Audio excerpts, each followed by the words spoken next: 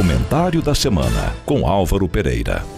9h05 em mais uma terça-feira, dia 13 de julho do ano de 2021, entrando no ar. Mais um comentário da semana em nosso estúdio. Clarice Bernardes, bom dia. Bom dia, Pedro Cunha. Bom dia a todos os ouvintes da Rádio Gerais FM. Álvaro Pereira, bem-vindo a mais um comentário da semana. Oi, Pedro. Bom dia, Clarice. Bom dia, ouvintes da Gerais FM. Bom dia. Bom, Álvaro, nesta terça-feira, no nosso comentário da semana, a gente fala um pouquinho melhor sobre a indicação do presidente Bolsonaro, do advogado-geral da União, André Mendonça, para ocupar o cargo, do então ministro Marco Aurélio no Supremo Tribunal Federal. O que essa indicação, Álvaro, pode trazer para a gente nesse momento? Quais são as principais implicações, Clarice, é a segunda indicação de um ministro pelo presidente Jair Bolsonaro para o Supremo Tribunal Federal, que tem hoje uma composição marcada por indicações de governos do PT, o governo do presidente Luiz Inácio Lula da Silva e da presidente Dilma Rousseff.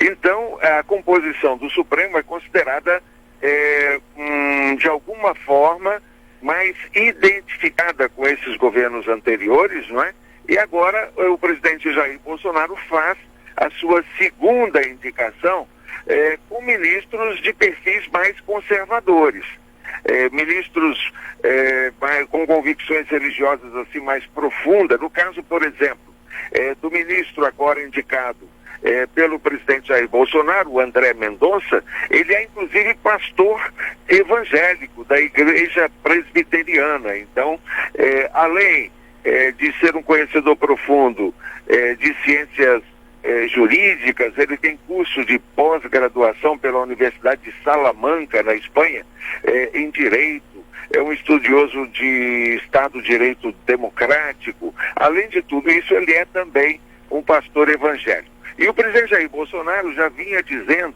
há algum tempo da intenção dele de indicar o que ele chamava de um ministro terrivelmente evangélico para o Supremo Tribunal Federal. Então ele cumpre agora essa promessa indicando André Mendonça, que é atualmente o advogado-geral da União. Ele já foi também ministro da Justiça, ele ocupou durante algum tempo o cargo de ministro da Justiça, depois voltou para a Advocacia Geral da União e agora é indicado para o Supremo Tribunal Federal. Essa indicação, Clarice, ela tem que passar ainda pelo Senado Federal. O ministro indicado, ele vai ser sabatinado pela Comissão de Constituição e Justiça do Senado Federal e em seguida o nome dele tem que ser aprovado pelo plenário do Senado, onde ele precisa obter o apoio da maioria dos senadores.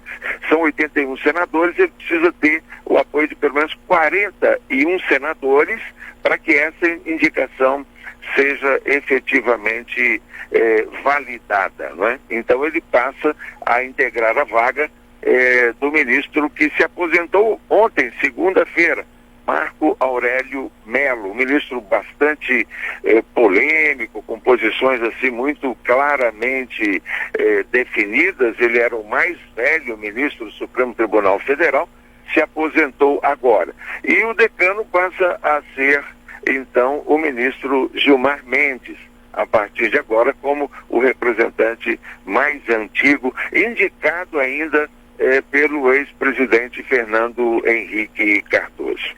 Então, basicamente, o que significa essa indicação de André Mendonça é que passa a existir um maior equilíbrio de forças no Supremo Tribunal Federal entre juízes considerados mais progressistas, mais ligados às teses de esquerda e ministros mais conservadores, mais ligados às teses de direito. E com certeza, se possível aprovado pelo Senado, claro, a gente vai observar essas mudanças. Você disse dessa aprovação pelo Senado, se sim ou se não, Geralmente esse processo demora ou é feito de maneira mais rápida, Álvaro?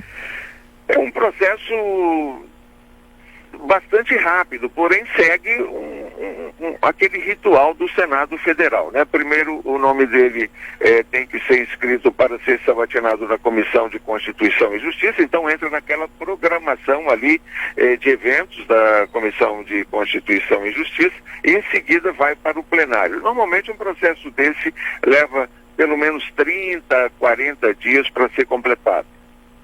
Então tem um tempinho aí para a gente acompanhar esses casos também. Álvaro, a gente veio em outras edições do nosso comentário da semana falando um pouquinho melhor sobre o presidente Bolsonaro também, sobre o crime de prevaricação, sobre as vacinas contra a Covid-19, principalmente a vacina Covaxin, né? E o Bolsonaro esteve recentemente, o presidente Bolsonaro, com Luiz Fux e disse que não pode ser acusado pelo crime de prevaricação, né? A gente tem falado bastante sobre isso. O que o presidente quer dizer quando ele diz que ele não pode ser acusado por esse crime?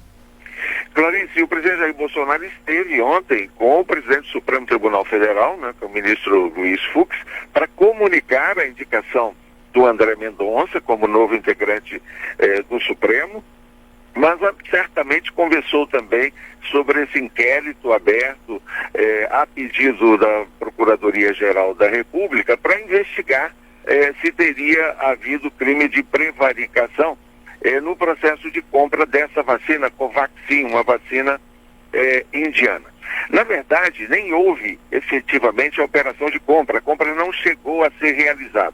Mas, por denúncia do deputado Luiz Miranda e do irmão dele que trabalha no Ministério da Saúde, levantou-se a suspeita de que o presidente Jair Bolsonaro, informado sobre irregularidades na compra dessa vacina, que estaria com preços superdimensionados, que ele não teria tomado nenhuma providência para evitar isso. O presidente nega, né, que isso tenha ocorrido.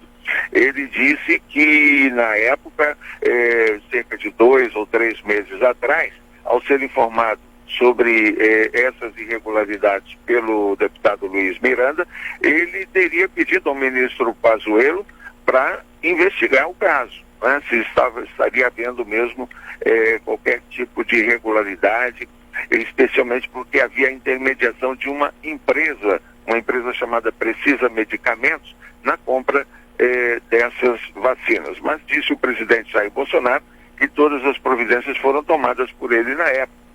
Ele alertou o ministro Pazuello e que o ministro Pazuello teria tomado as providências. O fato é que a operação não chegou a ser consumada, não houve a compra das vacinas. Então o presidente disse, primeiro, que não houve crime de prevaricação, porque ele tomou as providências, né, pediu para que se investigasse o caso, e também porque, segundo ele, esse crime de prevaricação não se aplica a presidente da República, se aplica ao servidor público comum. E o que é basicamente o crime de prevaricação previsto em lei para servidor público? Ele prevê punição para aquele servidor público que deixa de cumprir a sua obrigação como servidor público, na função que esteja ocupando, para beneficiar interesses particulares, seja de empresa, seja de pessoas, né? Então, ele, primeiro, diz que não praticou crime de prevaricação, segundo, ele diz que o crime não se aplica a um presidente da República, eleito pelo voto popular, ele não se considera um servidor público normal. Então, essa foi a observação que ele fez ontem, ao deixar o Supremo Tribunal Federal. Álvaro, com certeza a gente vai continuar observando esses casos e esses assuntos aí de interesse, claro, nacional. Para hoje, para essa edição do nosso comentário da semana, mais alguma observação? Clarice, registrar aqui com muita satisfação que segue, né, a tendência de queda nos números da Covid, né? Número de mortes ainda é muito elevado, são 534 mil brasileiros mortos pela doença. Mas o registro de morte nas últimas 24 horas foi de apenas 765 vítimas, né? A média de novas mortes nos últimos 7 dias foi de 1.297 por dia. Isso considerando a variação aí em 14 dias, que representa uma queda de 19%, ou seja, menos 19% nessa média. O total de casos confirmados aí está em torno de 19 milhões, é um número muito grande. Agora, o registro de casos confirmados em 24 horas foi de apenas 18.824. Esse registro de casos confirmados nas últimas 24 horas é o menor desde janeiro deste ano. Então fica muito claro que está havendo mesmo, graças a Deus, uma queda, seja no número de mortes, seja no número de pessoas infectadas pela Covid, não é? Claramente em função do avanço do processo de imunização com o avanço do processo de vacinação. Nós já temos aí cerca de 40% da população que já recebeu a primeira dose. Isso já representa uma imunização significativa, porque em alguns casos, como da AstraZeneca, a primeira dose já imuniza, não é?